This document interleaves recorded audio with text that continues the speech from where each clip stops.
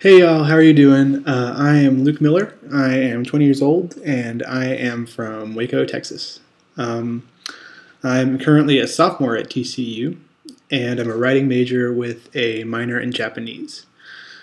Um, I don't really know why anyone would listen to me. I'm not really anyone special. I'm just a guy. I'm just a normal guy. But I happen to be gay, so there's that. um, and I guess what I'm really here to talk about is my experiences with these guys back there. That's my little shrine. And how it got it better for me through them. Um, Starting at the beginning, I guess I always knew I was gay, but I never really wanted to like admit it. It just didn't really seem like something that was appropriate because my mom and my dad are pretty hard Christians, and we were raised that way in a Christian home, and so I was always convinced that to be gay was a sin, and it took me a while to figure out that actually God still loves me anyway. So once that was figured out, I was a lot more comfortable with myself, and then telling my parents was really weird because they actually dragged me out of the closet. Like I was just sitting there watching TV, and they come in and they sit down and they're just like, Luke, have you had any questions about your sexual orientation? I'm just like, oh my god. So there was really no going back from there. I just had to tell them at that point. So yeah, I was really comfortable being gay with my parents. There was that initial awkward like, you're gonna have a boyfriend soon, and I was just like, yeah, probably, maybe, I don't know. And so then I started getting into dating, and that was all well and good. So that kind of brings me to the start of the story, which is January 5th, 2009. I'd been dating this guy for 8 months at that point.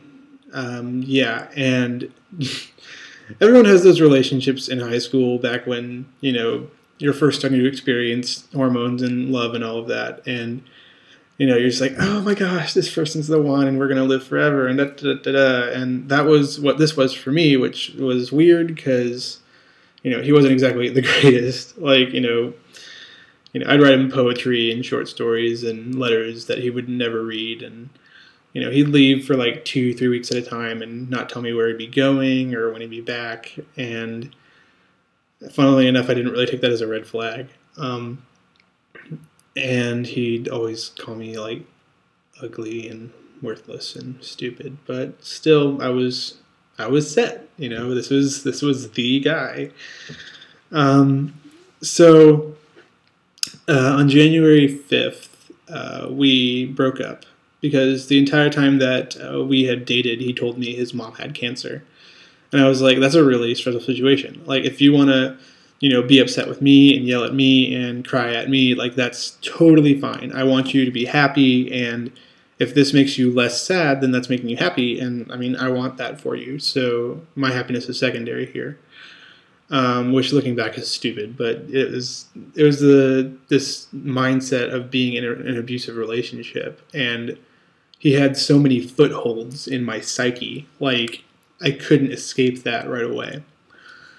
And so on January 5th of '09, he told me his mom wasn't going to make it. And I understood. I was like, yeah, that's fine. Like, that's a very stressful situation. And if you don't want to associate anybody with your mom's passing, like, that's fine. I completely get it. That's totally cool. And so on the 9th of 2009, in January, I was on Facebook, and I saw that he was on, and so we started chatting, and over the course of the conversation, I was just like, hey, you could have been a better boyfriend. You didn't have to say all the things that you said or do all the things that you did and call me all the names that you called me. And that's when he tells me, yeah, well, guess what, kiddo? I've been cheating on you the entire time we were together, and my mom doesn't have cancer. I do. And I have less than a year left to live. I take breakups really, really well. Like, when one minute they're my world, and the next minute we're broken up, and I'm just like, okay, cool, I'll find someone else to dance with. Like, that's how it works. I guess detach is the best word to use. I can detach myself very easily from those sorts of things. So it was kind of surprising as to how badly this affected me, because I didn't really eat or sleep for about 4 straight days. My parents, they'd watch me eat breakfast every morning, and they're great parents. Like, I seriously wish all gay kids had parents like mine, but they were so concerned. They would watch me eat breakfast every morning and make sure I was doing okay, and I would tell them what they wanted to hear and eat in front of them, but the second I got to school, I'd make them throw it up. I mean, I would throw it up because I didn't really feel like it was worth it. And, I mean, since he wasn't healthy, I didn't really feel like I should be either, which, you know, once again, in retrospect, it's dumb, but, you know, at the time, it made complete sense.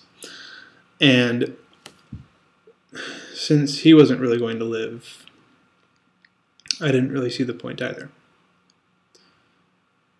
So I had my suicide planned out.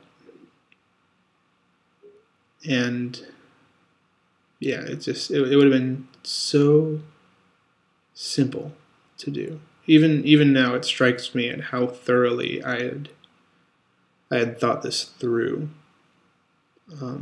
But the night finally comes, whenever my parents are at Supper Club or something, and some real white person stuff. And so, I get the knife and I set my iTunes on shuffle because music's always been a huge part of my life. Like, I've played piano ever since I was like 5, and I'm in my college marching band, and I was in high school marching band, and I also learned drums for a little bit. But because of that, I knew I wanted to do a soundtrack. I just had no idea which one. I didn't know what song to pick or anything. I'm very indecisive. So I set it on shuffle, and I went and I put the knife on my wrist, and all I could think was that all I needed was a push, and that'd be it, and it'd be over, and I wouldn't have to deal with it anymore. And then I heard this song from like across my house. Like, it's kind of a ways to like hear my computer, the noises from my computer, and hear that amount of music. And so I just kind of heard it, and I was just like, wow, like, it's beautiful in some strange way. It's not your typical definition of beauty, but I was just like, if there's something beautiful like that in this world, then there has to be beauty for me. And I just couldn't do it. And after I cried on my kitchen floor for an hour because I failed at killing myself as well as my relationship, I went into the room where that song was playing, and I found out who it was, and I listened to the entire album, and I listened to it over and over and over again. And by the time my parents got home that night, I wanted to live. It seems so strange that I could pin my life on an album, on a CD. But it was what kept me going. Like, from that day forward until about, I think, I'm just going to assume May or June of 2009, that album just engulfed me. Like, I would, come home from school, and I would pop that into my iTunes, and I would pop my headphones in, and I would blare it in my ears until, I felt better, or until I forgot, or until it didn't, hurt as much to breathe.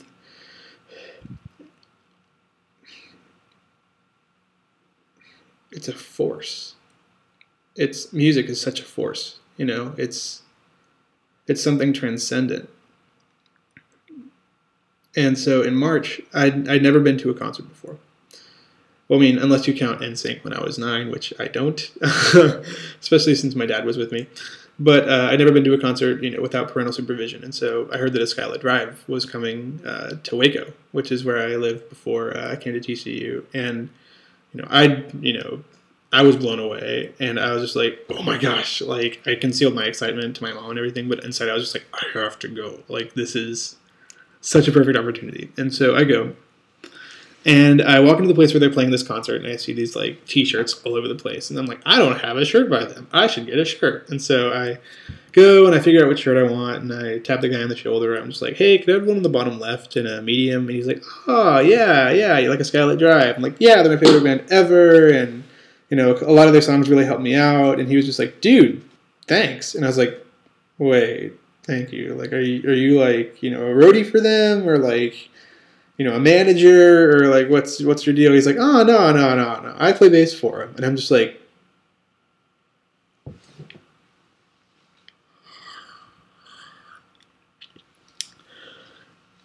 you are God.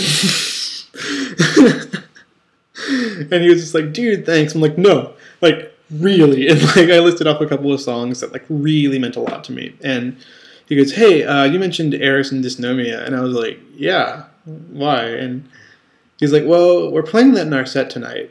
And I don't think I'll ever forget the kid that freaked out this much over a bass player. But I'm going to dedicate it to you. And I'm just like, what? And he's just like, yeah, definitely, dude. And I'm just like, oh my God. Like, no way. Like, how cool is that? I still can't believe it. Like, to this day, I'm just like, what? Like, holy crap.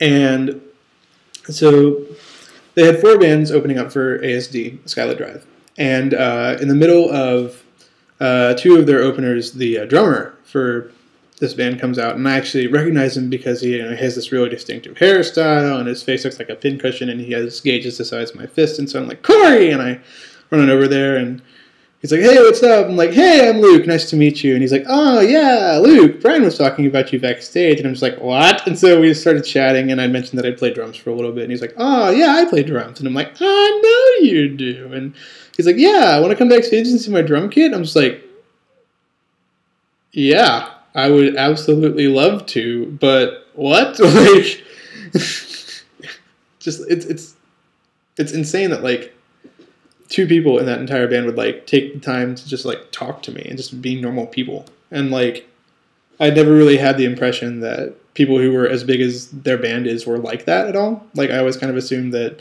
you know, the drummers were douches and the bass players didn't care, and, you know, they just wanted, you know, to get laid or whatever. And so,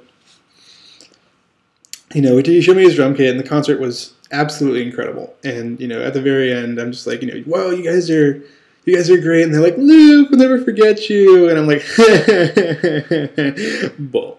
And the day afterwards, I'm sitting in my computer science course, and, well, not computer science, but multimedia management. It basically teaches you how to use Photoshop.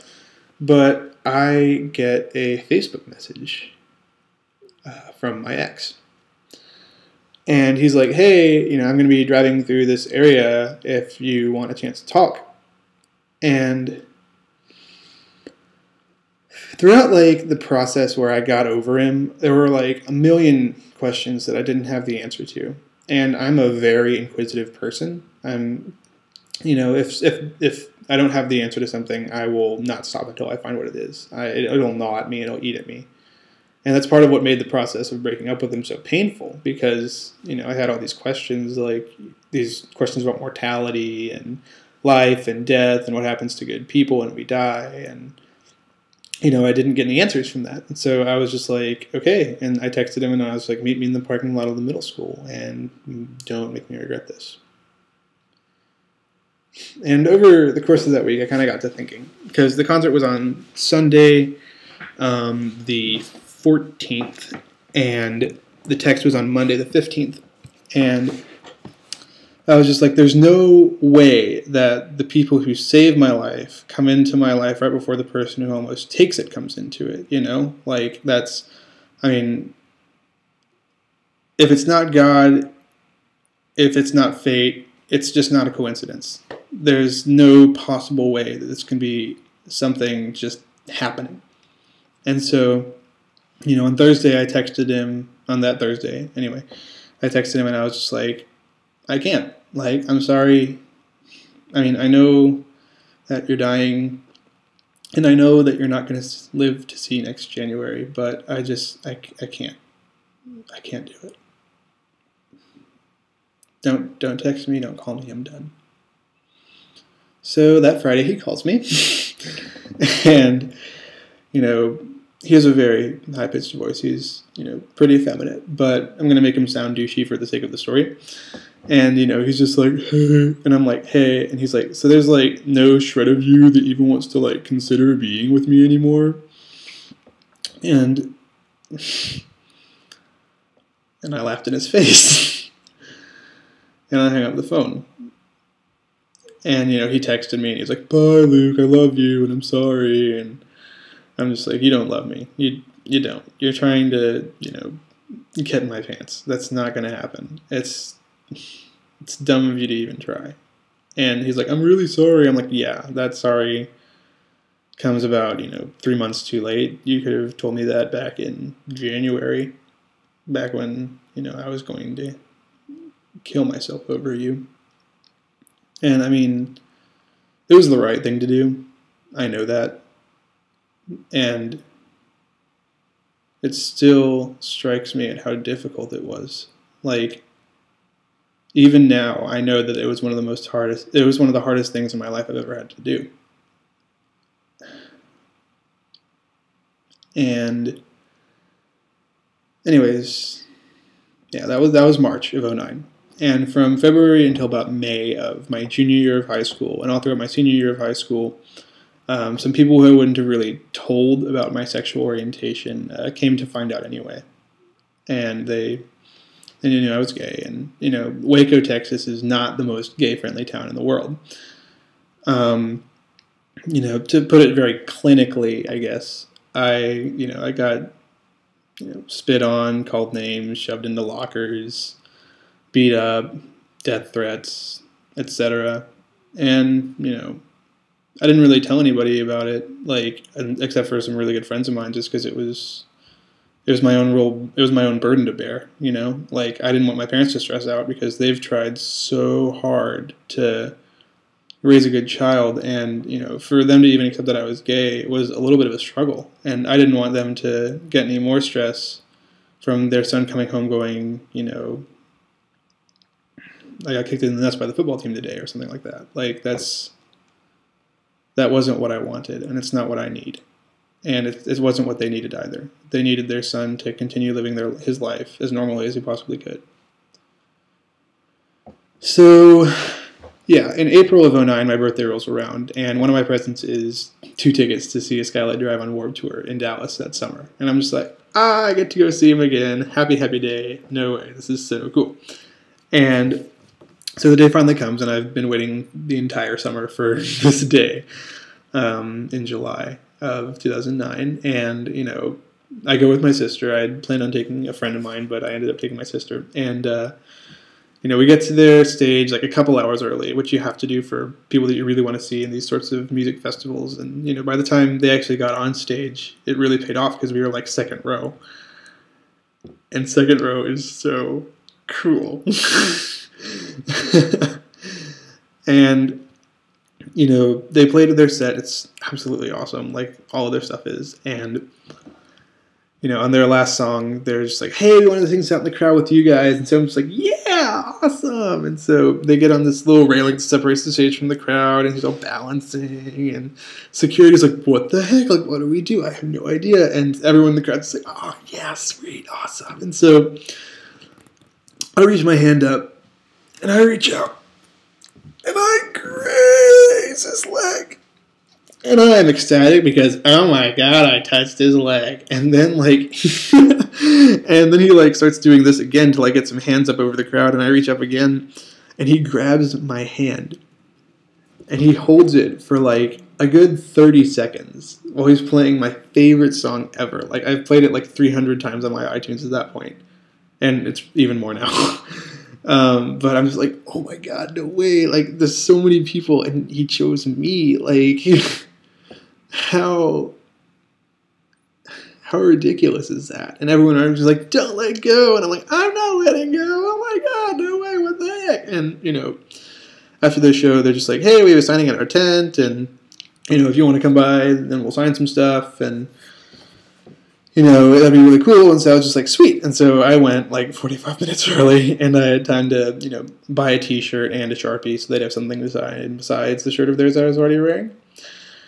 And the entire time I was waiting in that line, I kind of got the whole, remember how they said they wouldn't forget you, and I thought that was, I thought that was bull then, and I thought it was bull now, and I was just like, well, we'll see, and maybe if they remember me, awesome, and if they don't, that's cool.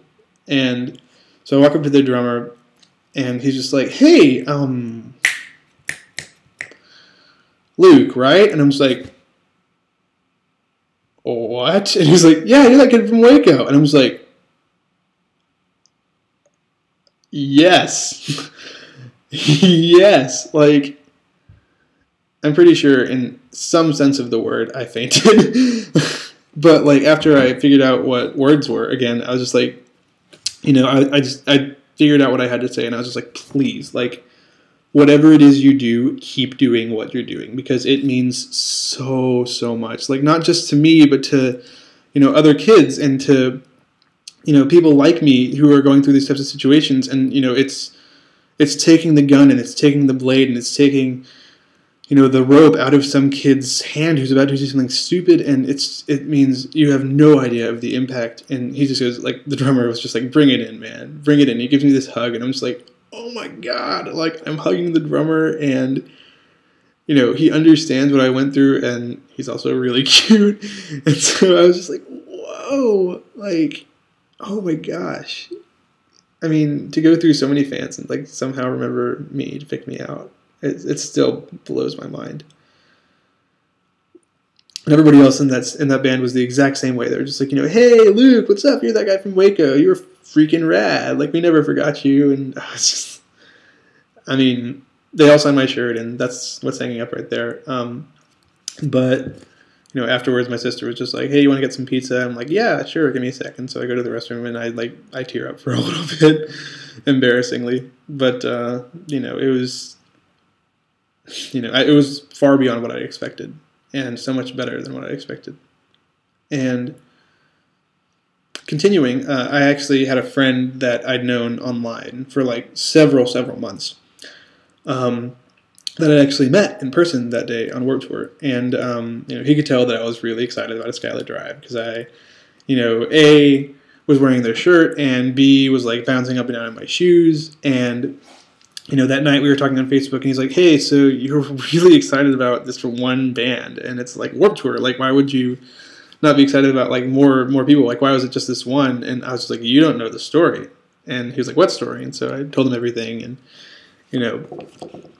I finish up, and he's just like, whoa, like, your ex sounds like a complete douche. And I'm like, yeah.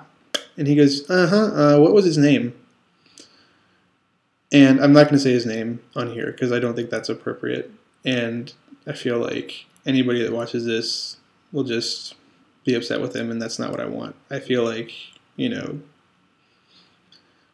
to just live his life and be happy with who he is and figure himself out a little bit. And I just feel like it would be giving him some power if I let him know he still got to me as much as he did. But I told him the guy's name, and my friend was just like, oh my God, I know him. And I'm like, what? And he goes, yeah, what day did you say y'all broke up again? And I was like, January 5th, 2009. Why? And he goes, on December of 2008, he asked me to spend the night at his house. And I was like, did you say yes? He's like, no. And I'm like, oh, thank God. But still, like, small world. Like, what the hell? And so the next day I'm walking in the mall, and I get a text from this same friend that's just like, oh my God. And I'm like, all right, you're a drama king. We're going to save this for later. And then I get a Facebook message from this friend, and it is a chat that he'd had with my ex about 5 minutes beforehand. And in that chat, my friend got my ex to reveal that he never had cancer to begin with. And I was angry. I was really, really angry, because my mom is a breast cancer survivor, and that I didn't know who could possibly lie about that sort of thing, but I guess he found a way. But more than being angry, I was relieved. Like, mostly because my death would have been for nothing, and also because, there was, throughout the process of breaking up with him, I had this thought that, there was a guy out there and he was dying and he needed somebody or anybody really to, help him in his time of need, and I wanted to be that person, and he didn't want me there, and I didn't have to hate myself for abandoning this dying man anymore. But that didn't mean my ex's voice in my head would stop anytime soon. Like, I'm pretty clumsy, I'll be honest. I'm not very coordinated. But, I'd be walking down the hallways of my school and I'd trip over my own feet, and I'd hear him say something like, whoa, nice move, clumsy, or, I'd do poorly on a test, and he's like, wow, you're so stupid. Why would anyone ever date you? What would anyone ever possibly see in you? And I bought it. I mean, I bought it while we were together. Why wouldn't I buy it while we were apart? And I mean, I tried everything. Like, I listened to a Skylit drive. I, talked to friends, talked to family, talked to, anybody that could possibly help me out. Like, even some teachers, and nothing worked. And I was devastated. And in September of 2009, I heard that ASD was coming around again to play Waco. And I was like, all right, once, that's cool. Twice, you've got problems, but I'm going to go see you anyway. And I, I knew that I would get very starstruck around them, but I also knew that they were getting a trailer, and that would make them way too big for the parking lot of the place that they would come to play at in Waco. So I knew this was like my one real chance to tell them the impact that they'd had. Not to mention that it was a really small venue, and there weren't many people that were going to be there. So I knew that I would have a lot of time to just talk with them about how they've impacted me. And I, actually had to write it down on a piece of paper because I would get very starstruck and I would just be like, ah. But the day finally comes whenever, I'm sitting there waiting to cash my ticket in, and I see this orange hair out of the corner of my eye, and I'm just like, I know that. That's Nick. And so it's like, Nick! And I, run over to him and it's like, hey, what's up? And he's like, hey, Luke, how you doing? I'm just like, good. I'm doing great. That's, wow. And we just start talking, and all of a sudden, it just, what I was going to say just comes pouring out of me like water from a faucet. And I can't stop. I did it with everybody in that band. That entire night was just not, it was a more condensed version, obviously, but I mean, and they were all incredible about it. They all laughed, they all sympathized, they all gave me individual photos with them, which was awesome. And I didn't even have to use my script at all. But the best out of all of them was the drummer. His name's Corey LeQuay, and I don't think I'll ever forget him, in my lifetime at least. I found him after the show, and, he was wandering through the crowd, and I, finally, I tapped him on the shoulder and started telling him everything, and I got to the point where I talked to him about, how I'm being bullied and stuff for being gay, and he stops me about mid-sentence as politely as he can at that point, which was to say dude, and, I stopped, and he's like, dude, who cares if you're gay? And I'm just like, I don't, some people, and he's like, okay, dude, next time that happens, you tell whoever the fuck does that a Skylit Drive's got your back. And if they've got a beef with you, they've got a beef with ASD. And I'm just like, you have no idea how much that meant to me. And he gives me my hug, gives me my photo, and turns to leave. And so at that point, my mission's accomplished, and I'm kind of done. And, I turn to walk out, and as I'm walking away, I see, I bump into more than a few people, on accident, just kind of the shoulder. But on any other day, I would have heard my ex's voice in my head saying something like, wow, you're so selfish. Why can't you be more generous? Why can't you be more patient and let them get out of their way? Just, move to the side, let them walk through, and then you take your turn. You're such a self-righteous little bitch. But I didn't hear anything. And I kept on walking through that crowd. I kept on bumping into people, sometimes accidentally, sometimes on purpose, because I really wanted to test this out, and I kept on not hearing a word.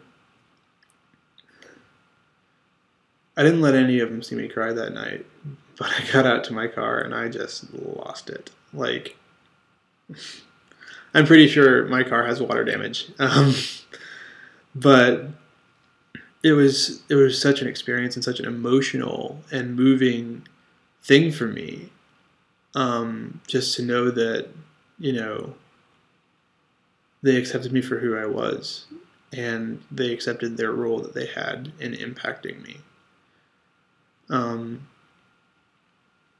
I don't really know if this is my It Gets Better story, or if it's really just a way for me to vent, or to let people know, I guess, part of who I am. But I can tell you that the Skylit Drive has played a huge, huge role in my life. They've saved it. You can't get much bigger than that. I still think it's incredible, because to this day they know exactly who I am. Because it's gotten to the point where I don't even have to say anything. It's a beautiful, beautiful thing. And part of what has made me realize how beautiful life can be is their music and their impact and what they've done for me. I don't know if they'll ever see this. If they do, good. But honestly, I guess the main point of this is that it truly, truly gets better. Like, high school was hell for me.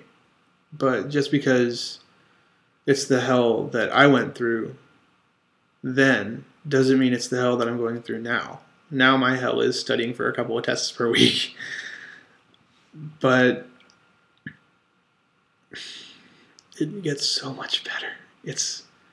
I am light years away from where I was in high school. Developmentally, physically, mentally, the whole 9 yards. And as someone who's been suicidal, I can tell you that it's not worth it. It's my sister. I told her that I'd attempted, and she starts bawling in the middle of a Starbucks, no less. And she was just like, next time you think about killing yourself, you remember how selfish it is.